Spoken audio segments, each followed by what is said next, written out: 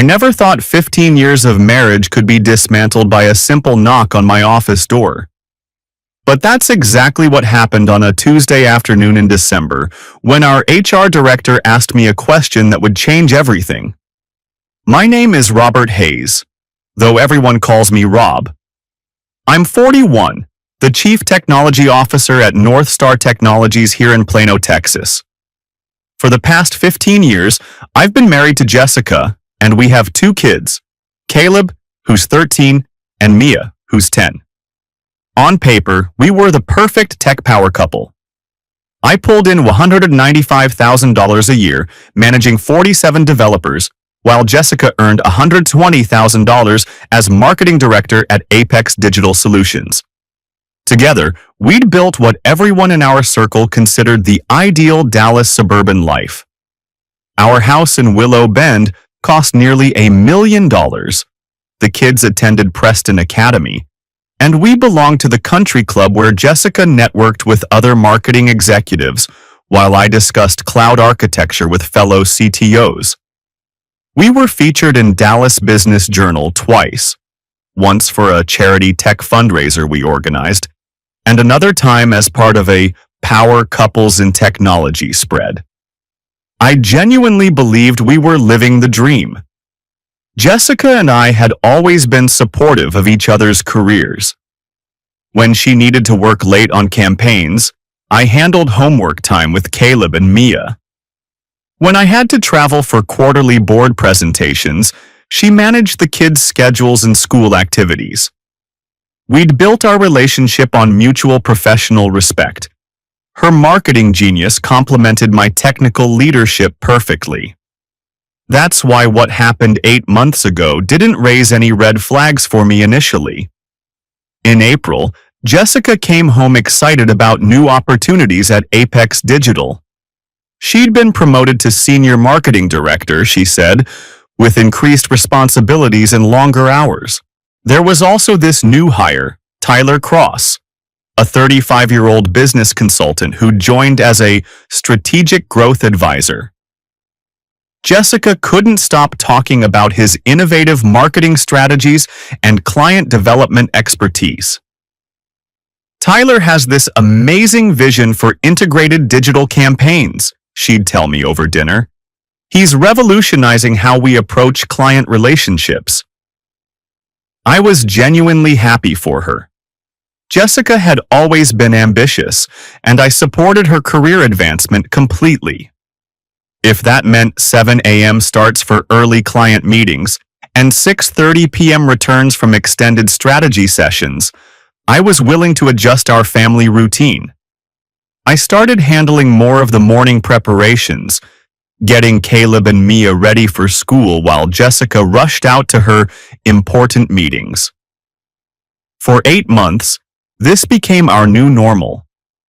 Jessica would leave early, energized about the day's client presentations or campaign launches. She'd return in the evening, sometimes apologetic about missing dinner, but always full of stories about Tyler's latest business insights or their successful client pitches.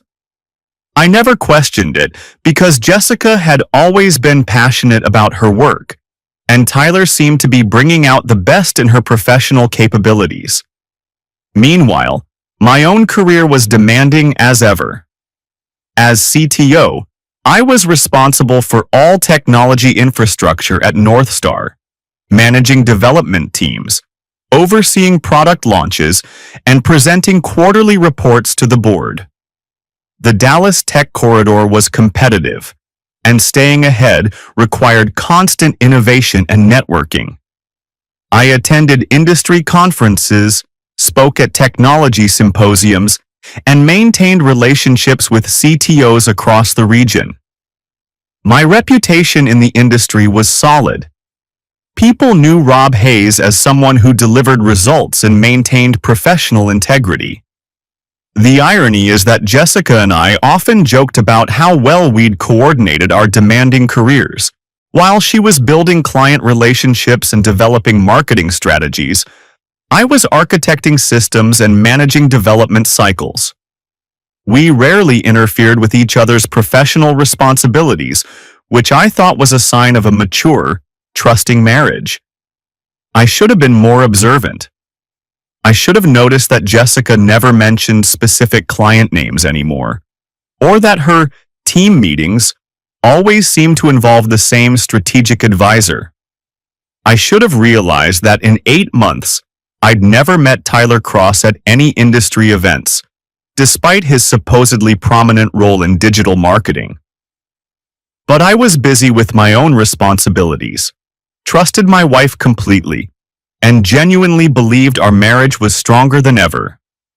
That's the context for what happened on Tuesday, December 5th, when everything I believed about my life turned out to be an elaborate lie.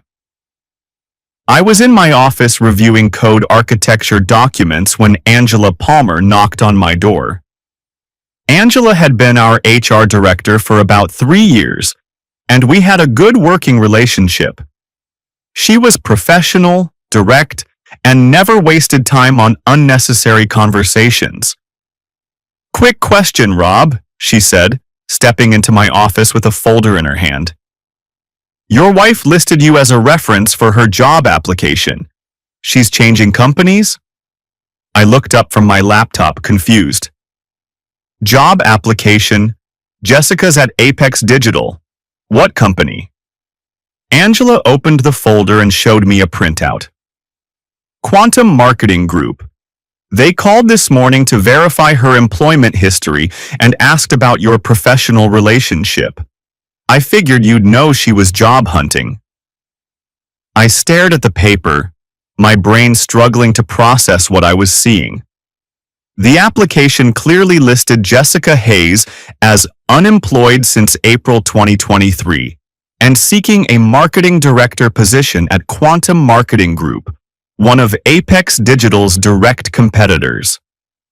"There must be some mistake," I said slowly. "Jessica's been at Apex for 5 years. She was just promoted to senior marketing director 8 months ago." Angela's expression shifted from casual curiosity to concern. "Rob, are you sure? Because this application specifically states she's been unemployed since April. She listed you as a character reference and mentioned your position here at Northstar." My mind raced through the implications. If Jessica was unemployed since April, that meant... "Angela, can I see that application again?" She handed me the folder and I read through it carefully.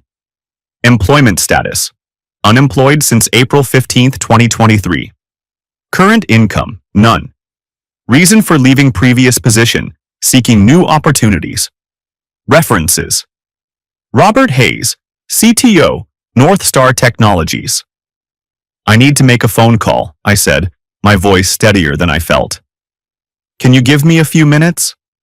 Angela nodded and left my office. I immediately dialed Apex Digital's main line, a number I'd called dozens of times over the years for various industry-related conversations. Apex Digital Solutions. How may I direct your call? Marketing department, please. I need to speak with Jessica Hayes. There was a pause. "I'm sorry, sir, but we don't have anyone by that name in our directory. Would you like me to transfer you to our general marketing line?" My stomach dropped. "Are you sure? Jessica Hayes, marketing director. She's been there for 5 years. Let me double-check our system. No, sir. No Jessica Hayes in marketing or any other department. Is there someone else I can help you reach?"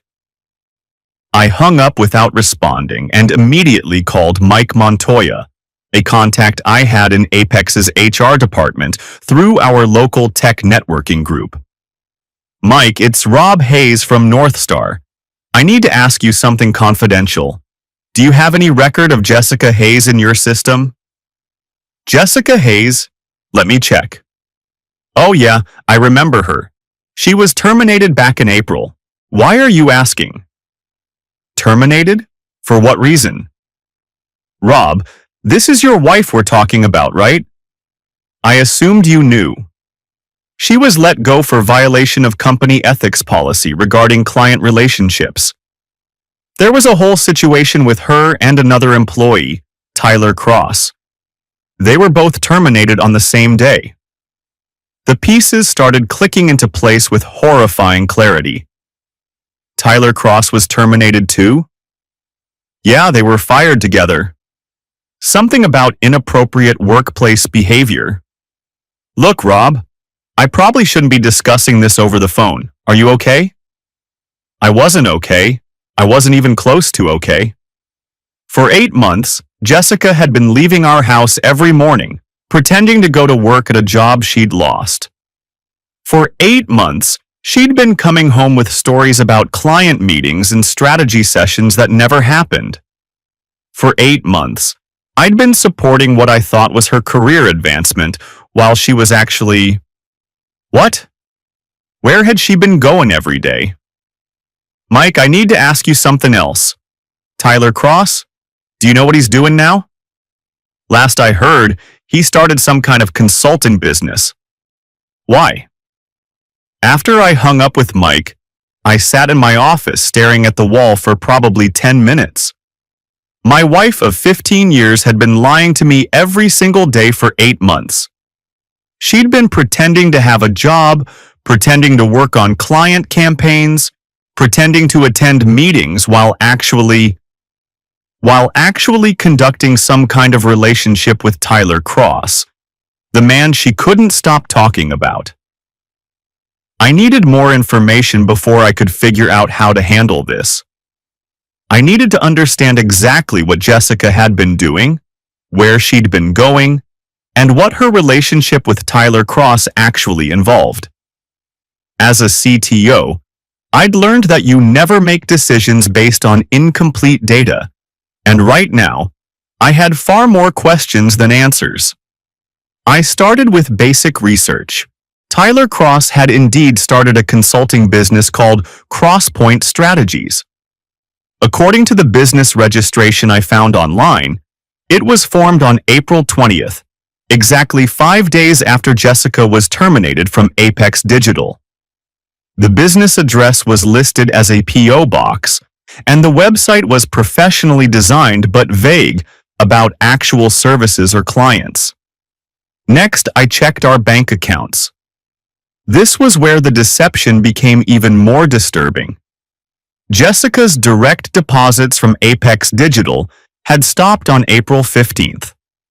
For 8 months, no income had been coming from her supposed job. I'd been so focused on my own work that I hadn't noticed the change in our deposit patterns. We had joint accounts, but we also maintained some separate personal accounts for individual expenses. I'd assumed her smaller personal purchases were coming from her salary, but now I realized she'd been using our savings and credit to maintain the illusion of employment. The credit card statements told an even more troubling story. Jessica's personal card showed daily charges at upscale hotels, expensive restaurants, and boutique shopping centers during what should have been her working hours. The patterns were consistent. Charges at the Marriott Dallas, the Hyatt Regency, followed by lunches at restaurants I'd never heard of, then shopping at stores that sold jewelry and designer clothing. But what really made me sick was realizing that Tyler's consulting business operated out of these same hotel conference rooms and upscale coffee shops. For 8 months, Jessica and Tyler had been conducting their affair during business hours while I worked to support our family, believing I was supporting my wife's successful career. I needed professional help to understand the full scope of what was happening. That evening, I called Detective Madison Clark, a private investigator I'd met through our country club. Madison had handled some corporate security consulting for North Star in the past, and I trusted her discretion. Rob, I can tell this is personal. What do you need? I need surveillance on my wife. I think she's been having an affair for 8 months while pretending to work at a job she lost. That's elaborate. Most affairs are sloppy. But this sounds like a coordinated deception. How detailed do you want the documentation? Everything. Where she goes, who she meets, what she does during the hours she claims to be working. I need to understand the complete scope of this before I decide how to handle it. Madison's team followed Jessica for a full week. The report they provided was devastating but thorough. Every morning, Jessica would drive to various luxury hotels where she'd meet Tyler Cross in rented conference rooms or suites. They'd spend hours together, sometimes conducting what appeared to be business meetings but which were clearly personal in nature. They'd go shopping together, with Jessica using credit cards linked to our joint accounts to buy Tyler expensive gifts. They'd have intimate lunches at upscale restaurants, discussing what the surveillance team described as future plans and exit strategies. But the most damaging evidence came from audio recordings Madison's team captured in public spaces. Jessica and Tyler were planning for the day when I would discover their affair. They discussed relocating together, possibly to Austin or Houston, where Tyler believed his consulting business could flourish. They talked about the divorce settlement Jessica expected to receive and how they could use that money to establish their new life together. When Rob finds out, it'll be ugly at first, Jessica said during one recorded conversation at a restaurant. But he's too focused on his career to fight dirty. He'll want a clean divorce so it doesn't affect his professional reputation. Tyler's response was even more insulting. By the time he realizes what's happening, we'll be established somewhere else. His little tech world doesn't extend beyond Dallas anyway. They were wrong about that. Dead wrong. I've always believed that information is the most powerful weapon in any conflict. As a CTO, I've built my career on understanding systems, identifying vulnerabilities, and implementing comprehensive solutions. What Jessica and Tyler didn't realize was that my little tech world extended far beyond Dallas, and my professional network included some of the most influential people in the industry. I also realized that their elaborate deception had created legal vulnerabilities they probably hadn't considered. Jessica had been committing fraud on multiple levels, lying about her employment status, using marital funds to support an affair, and potentially filing false tax documents. Tyler's consulting business appeared to be a sham operation designed primarily to provide cover for their relationship, which could constitute business fraud. Before I confronted Jessica or took any irreversible action, I needed to document everything and understand my legal options. I contacted David Morrison, a family law attorney who specialized in high-asset divorces and had experience with fraud cases. Rob, this is significantly more complex than a typical adultery case, David explained during our consultation. The employment deception, the financial fraud, the false business operations. These create both criminal and civil liabilities, but they also provide you with substantial leverage in divorce proceedings. What kind of leverage? In Texas, we're a community property state, but when one spouse commits fraud on the community, the court can order an unequal division of assets. The fact that Jessica has been using marital funds to support an affair while lying about her employment status constitutes clear fraud on the marital estate. Additionally, if she's been filing false unemployment claims, or if Tyler's been claiming personal expenses as business deductions, there could be criminal implications. David helped me understand that I had multiple avenues for addressing this situation. I could pursue a straightforward divorce with evidence of adultery, but the fraud elements opened up possibilities for both civil and criminal action. More importantly, the evidence I'd gathered would allow me to protect our assets and ensure custody arrangements that prioritized our children's stability. But I wasn't ready to file for divorce yet. I wanted to understand the full extent of their deception, and I wanted them to face consequences beyond just the end of my marriage. Jessica and Tyler had spent 8 months systematically deceiving me while using my income to fund their affair.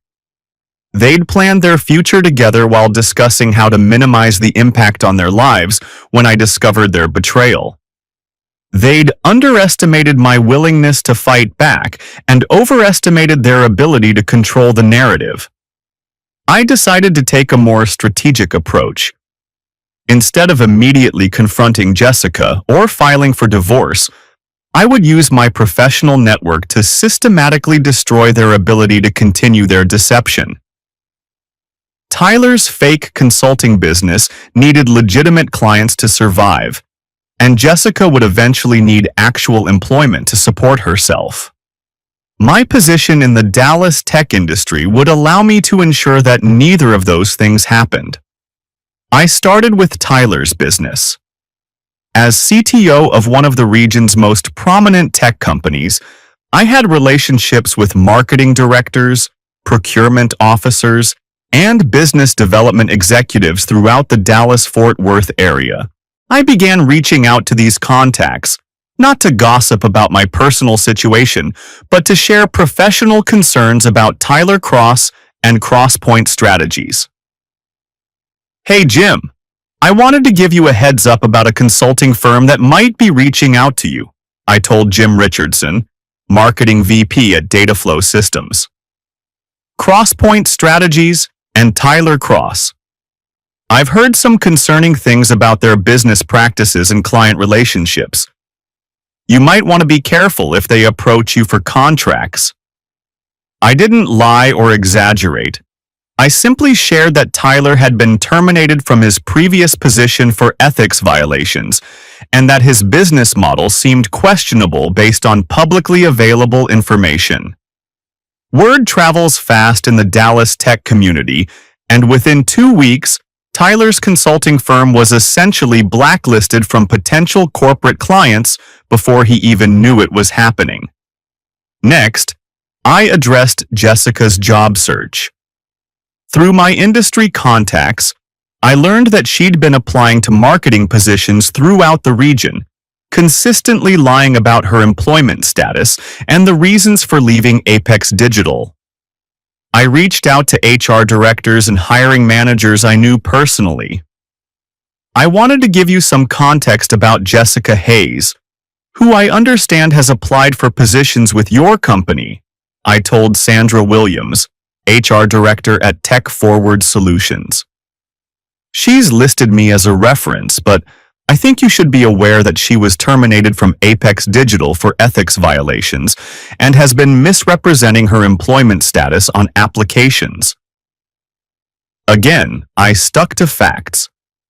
Jessica had been terminated for ethics violations. She was lying on job applications, and companies deserve to know the truth before making hiring decisions. My professional reputation in the industry meant that when Rob Hayes raised concerns about someone's professional conduct, people listened. The results were swift and comprehensive. Tyler's consulting business went from having potential client meetings to being unable to get responses to his outreach efforts. Jessica's job applications were quietly rejected by every major marketing firm in the Dallas-Fort Worth area. Their professional reputations were being systematically destroyed, and they had no idea why their opportunities were disappearing. But I wasn't done. I wanted them to understand that their actions had consequences beyond their immediate professional prospects. I contacted the IRS to report Tyler's business for potential tax fraud, given that his business expenses appeared to consist primarily of personal affair activities. I reported Jessica to the state unemployment office for potential false claims, since she'd been representing herself as unemployed while actually conducting a relationship during normal business hours. I also reached out to our country club membership committee. While I didn't discuss my personal situation directly, I did mention that Jessica might be misrepresenting her employment status, which could affect her ability to maintain membership fees. The committee began asking questions about financial standing, which would eventually lead to uncomfortable scrutiny. At Preston Academy, where our children attended school, I spoke with the administration about potential changes in our family's financial situation. I didn't mention the affair, but I did indicate that Jessica's employment status was uncertain, and that there might be changes in our ability to maintain tuition payments from dual incomes. Throughout all of this, I maintained my professional dignity and never engaged in gossip or personal attacks. I simply shared factual information with people who had legitimate business reasons to know it. But the cumulative effect was devastating to Jessica and Tyler's ability to continue their deception. After 3 weeks of systematic professional destruction, I decided it was time to confront Jessica directly. I documented everything, protected our assets, and ensured that her future employment prospects in the Dallas area were severely limited. I'd also made certain that Tyler's fake consulting business would never gain the credibility needed to support their planned relocation. I chose a Thursday evening when the kids were at their weekly sleepover at Jessica's sister's house. Jessica came home at her usual time, around 6:30, full of stories about her day at the office. "How was the client presentation today?" I asked, as she settled into the living room. "Oh, it went really well. Tyler had some brilliant insights about their digital engagement strategy. I think we're going to land the contract." I pulled out the surveillance photos Madison's team had taken that day. Pictures of Jessica and Tyler having lunch at an expensive restaurant, followed by shopping at a jewelry store, followed by an afternoon in a hotel suite. "Which client was this for?" I asked, placing the photos on the coffee table. Jessica's face went white. She stared at the photos for several seconds before looking up at me. "Rob, I can explain." "I'm sure you can. You've been explaining things very creatively for 8 months. But let me save you the effort." I pulled out the rest of the documentation: bank statements, credit card records, employment verification calls, surveillance reports, and business registration documents for Tyler's consulting firm. "Jessica, I know you were fired from Apex Digital on April 15th for having an affair with Tyler Cross. I know you've been pretending to work for 8 months while actually conducting your relationship during business hours. I know Tyler's consulting business is fake and that you've been using our money to fund your affair. I know you've been lying on job applications and planning to leave me for Tyler." Jessica started to cry, but I wasn't finished. "What you don't know is that I've spent the last 3 weeks systematically destroying both of your professional reputations in this industry. Tyler's consulting business will never get another client meeting in Dallas. Your job applications have been rejected by every major firm in the region, and they'll continue to be rejected as long as you're looking for work here. Your affair partner is facing IRS investigation for tax fraud, and you're being investigated for unemployment fraud." "Rob, please let me explain what happened." "I'm not interested in explanations, Jessica. I'm interested in solutions. You and Tyler created this situation through 8 months of elaborate deception. Now you're going to live with the consequences." I handed her a folder containing divorce papers that David Morrison had prepared. "You can sign these tonight, or we can go through contested proceedings where all of this evidence becomes part of the public record. Your choice." Jessica looked through the papers, and I could see her realizing the extent of her situation. The proposed settlement gave me primary custody of the children, the majority of our assets, and required her to pay restitution for the fraudulent charges she'd made during the affair. "This isn't fair, Rob. You're being vindictive." Vindictive would be if I'd posted your surveillance photos on social media or sent them to your mother. Vindictive would be if I'd told Caleb and Mia exactly why their mother was unemployed for 8 months. What I've done is protect my family's financial future and ensure that you face appropriate consequences for fraud and deception. What about Tyler? What did you do to him? Tyler's consulting business is finished in Dallas. His former employer is reviewing his severance package for potential fraud. The IRS is investigating his business deductions. And every major corporation in the region knows about his ethics violations at Apex Digital. He's going to have a very difficult time rebuilding his career anywhere in Texas. Jessica was silent for several minutes, reading through the divorce settlement. Finally, she looked up at me. Where am I supposed to work? You've blacklisted me from every company. That's not my problem anymore, Jessica.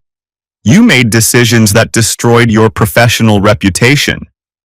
I just made sure the right people had accurate information about those decisions.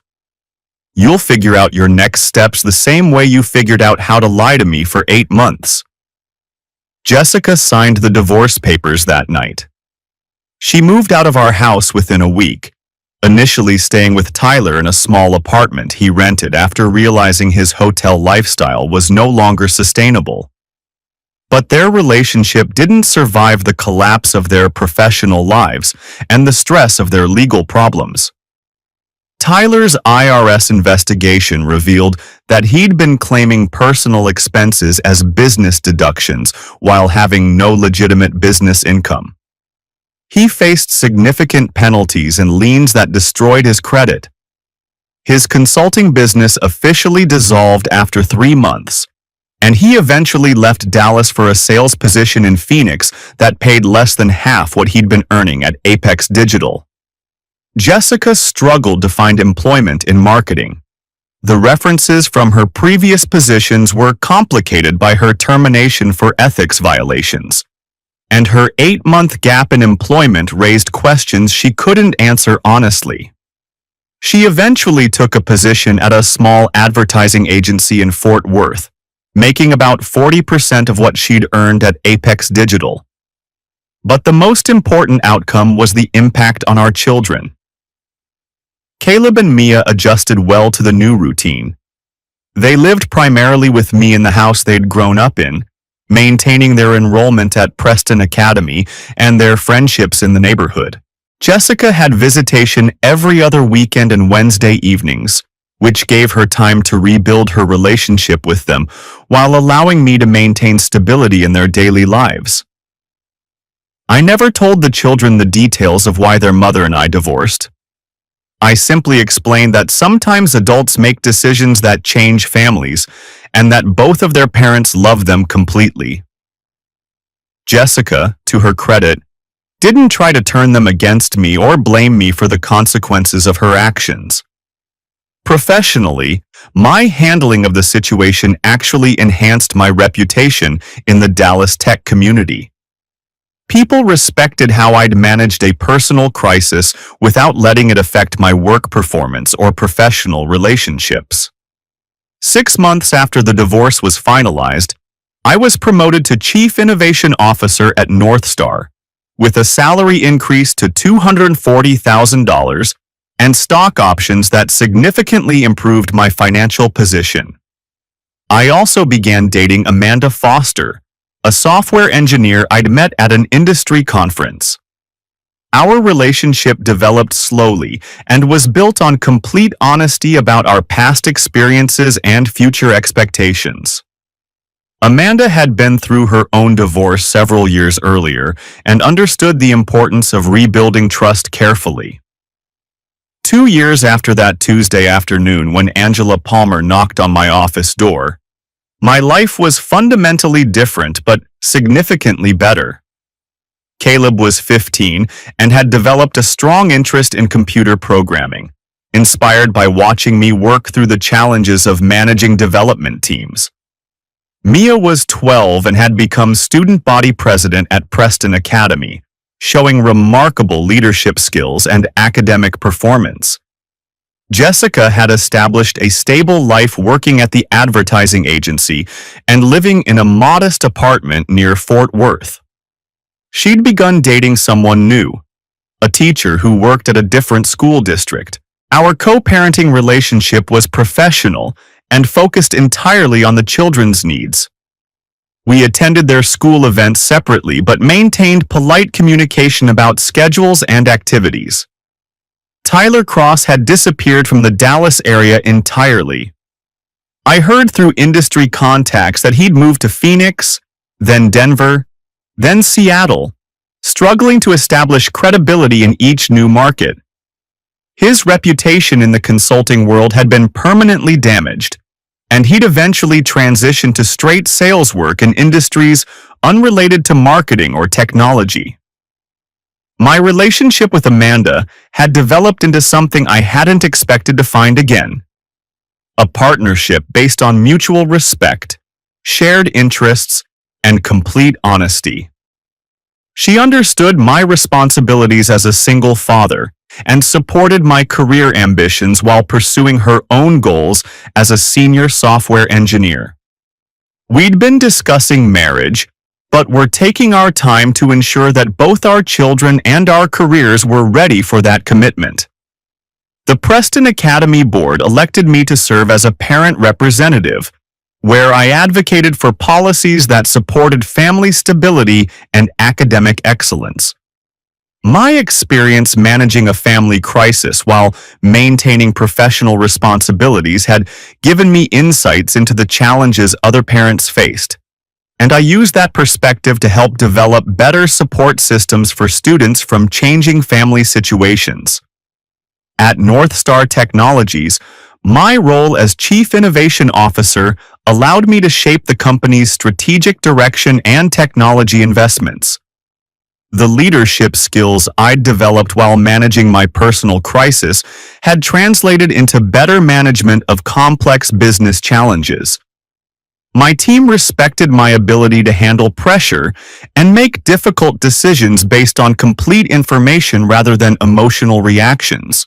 Most importantly, I'd learned valuable lessons about the importance of verification and documentation in both personal and professional relationships. I'd always been technically inclined, but the experience of discovering and proving Jessica's deception had taught me to apply systematic analysis to areas of life I'd previously approached with pure trust. 5 years after the divorce, I was invited to give a keynote address at the Dallas Technology Leadership Conference on integrity in professional and personal leadership. It was an honor I hadn't expected, but one that felt like a culmination of the lessons I'd learned from my experience. Standing in front of 300 technology executives, I talked about the importance of building systems that verify information rather than simply accepting it, the value of maintaining professional networks that can provide accurate data when you need it, and the necessity of making decisions based on facts rather than emotions. The same skills that make us effective technology leaders, systematic analysis, comprehensive documentation, strategic planning, and professional networking, are equally valuable when facing personal challenges, I told the audience. The key is applying those skills consistently, whether you're debugging code or dealing with family crises. I didn't discuss the specific details of my divorce, but I did talk about how professional integrity and systematic thinking had helped me navigate a difficult period while maintaining my career success and family stability. The response was overwhelmingly positive, with several attendees approaching me afterward to discuss similar challenges they'd faced. After the conference, Amanda and I drove home to the house in Willow Bend, where Caleb was working on a coding project for his senior year computer science class, and Mia was studying for her student government election. It was a different family than I'd had 5 years earlier, but it was built on a foundation of honesty, mutual respect, and clear communication. Jessica had remarried and seemed content with her new life. She'd never returned to the marketing industry, instead finding satisfaction in managing advertising campaigns for small local businesses. Her relationship with the children had stabilized into a routine that worked for everyone involved. We exchanged cordial greetings at school events and efficiently coordinated schedules through email and text messages. Tyler Cross had become a cautionary tale in the Dallas tech community, an example of how professional ethics violations could permanently destroy a career. His name occasionally came up in conversations about the importance of maintaining workplace boundaries and the long-term consequences of poor judgment. I felt no satisfaction in his continued struggles, but I also felt no regret about ensuring that his deceptive business practices were exposed. The private investigation business that Madison Clark ran had prospered, partly due to referrals I'd provided when other executives needed discreet assistance with sensitive situations. She'd become an expert in corporate fraud cases and had helped several companies investigate employee misconduct that could have resulted in significant financial losses. David Morrison, the family law attorney who'd guided me through the divorce proceedings, had used our case as a template for handling similar situations involving professional fraud and deception. He'd developed a practice focusing on high-asset divorces where one spouse had committed financial fraud, and he regularly spoke at legal conferences about the intersection of family law and business ethics. Looking back, I realized that the most important outcome of the entire experience wasn't the professional destruction of Jessica and Tyler, or even the financial settlement that secured my children's future. The most valuable result was learning that I could handle a systematic betrayal by someone I'd trusted completely, and emerge from it with my integrity intact, and my life actually improved.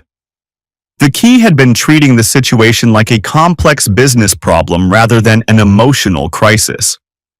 By gathering complete information, analyzing the data systematically, and implementing a comprehensive solution, I'd been able to achieve outcomes that protected my family while ensuring appropriate consequences for the people who'd deceived me. As Caleb prepared for college and Mia continued to excel in school, I realized that I'd also provided them with an example of how to handle serious challenges with dignity and strategic thinking. They'd seen their father face a difficult situation and respond with careful planning rather than emotional outbursts. They'd learned that actions have consequences, but also that those consequences should be proportional and focused on protecting innocent people rather than simply seeking revenge. That Tuesday afternoon when Angela Palmer knocked on my office door had changed everything, but it had changed everything for the better. I'd discovered that my wife of 15 years was capable of elaborate deception, but I'd also discovered that I was capable of handling that deception effectively. I'd learned that professional networks built on integrity could provide both information and support during personal crises. Most importantly, I'd learned that systematic thinking and strategic planning could turn even the most painful betrayals into opportunities for building a better life. The reference check that started it all had become a foundation for everything that followed. A reminder that verification is always better than trust, that documentation is more valuable than assumptions, and that professional integrity is worth maintaining even when the people around you abandon theirs. As I looked around the dinner table that evening, listening to Caleb explain his latest programming project while Mia described her campaign strategy for student government, I realized that this was the family I was supposed to have. Not the one built on deception and false success, but one built on honesty, hard work, and mutual support. The elaborate betrayal that had once threatened to destroy my life had actually led me to a better version of it. And that, I decided, was the most satisfying revenge of all. 10 years later. I'm writing this story on the anniversary of that transformative Tuesday, sitting in my home office while Amanda prepares dinner and our daughter Emma, now 5 years old, plays with building blocks in the living room. Caleb graduated from MIT with a computer science degree and now works as a software architect in Austin. Mia finished high school as valedictorian and is studying business administration at the University of Texas, with plans to launch her own marketing firm after graduation. Jessica remarried her teacher and moved to Houston, where she manages marketing for a small chain of educational centers. She seems genuinely happy, and our children maintain a good relationship with her and their stepfather. The anger and betrayal that once defined our interactions have been replaced by polite cooperation focused entirely on supporting Caleb and Mia's continued success. Tyler Cross, from what I occasionally hear through industry contacts, never recovered professionally. He went through several failed business ventures and multiple relocations before eventually leaving the corporate world entirely. Last I heard, he was managing a small retail store in Oregon and had no connection to the technology or marketing industries. Amanda and I built our marriage on the lessons I'd learned from my first experience: complete honesty, regular communication about both personal and professional goals, and systematic attention to maintaining trust and respect. When challenges arise, and they do in any relationship, we address them directly and work together to find solutions, rather than allowing problems to develop into deceptions. My career reached heights I'd never expected. After 5 years as Chief Innovation Officer at Northstar, I was recruited to serve as Chief Technology Officer for a Fortune 500 company based in Austin. The leadership skills I'd developed while managing both professional responsibilities and family crisis had prepared me for complex strategic challenges that required both technical expertise and sophisticated interpersonal management. The keynote address I gave at the technology conference led to additional speaking opportunities at business schools and executive leadership programs. I developed a presentation called Systems Thinking for Personal and Professional Challenges that helped other leaders apply technical problem-solving approaches to complicated situations in their personal lives. But the most satisfying outcome has been watching my children develop into adults who value honesty, work ethically toward their goals, and understand that success built on deception is ultimately unsustainable. They saw their father face a devastating betrayal and respond with strategic thinking rather than emotional destruction. They learned that protecting innocent people is more important than seeking revenge, and that building something better is more valuable than simply tearing down what already exists. Caleb's software architecture work focuses on security systems that help prevent corporate fraud. He's told me that watching his parents' divorce taught him the importance of verification systems and transparent processes in both personal and professional relationships. His technical skills are enhanced by his understanding of how human behavior can compromise even the most sophisticated systems. Mia's business studies have been influenced by her understanding of how professional ethics violations can destroy careers and companies. She's planning to specialize in marketing ethics and corporate reputation management, with a particular focus on helping companies maintain integrity while pursuing growth objectives. Her student government experience taught her that leadership requires both strategic thinking and genuine concern for the people affected by your decisions. Emma, our youngest, is growing up in a family environment where honesty and communication are simply normal expectations rather than special achievements. She's never known a household where parents hide important information from each other or where success is built on deception. Her baseline for relationships is much healthier than what I experienced during my first marriage. Looking back at that December afternoon when everything changed, I can see clearly that Angela Palmer's simple question about a reference check was the beginning of the best period of my life. Not because discovering my wife's betrayal was pleasant. It was devastating and humiliating and painful in ways I couldn't have imagined. But because it forced me to apply systematic thinking to personal challenges, to build relationships based on verification rather than blind trust, and to prioritize protecting innocent people over maintaining comfortable illusions. The skills that made me successful as a chief technology officer, comprehensive analysis, strategic planning, professional networking, and systematic implementation, turned out to be equally valuable for managing family crises and building better relationships. The experience taught me that the same approaches that create successful technology solutions can create successful life solutions, as long as you're willing to face facts honestly and take appropriate action based on complete information.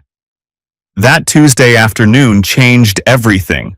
But it changed everything in ways that led to a life built on actual foundations rather than elaborate deceptions. And that transformation, I've learned, is the difference between surviving a betrayal and using it to build something better than what you lost. The reference check that started it all became a reference point for everything that followed.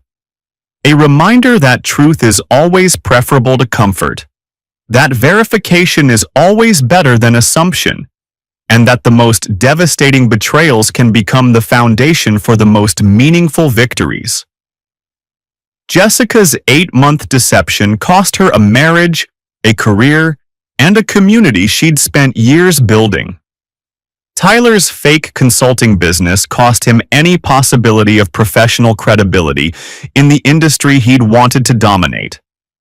But their elaborate betrayal gave me the opportunity to learn who I really was when everything I'd believed about my life turned out to be false. It turned out I was someone who could handle systematic deception with systematic response, who could protect innocent people while ensuring appropriate consequences for those who'd wronged them, and who could build something significantly better from the ruins of something I'd thought was already good. That, I realized, was worth far more than any revenge I could have sought. And it was a foundation solid enough to last for the rest of my life. End.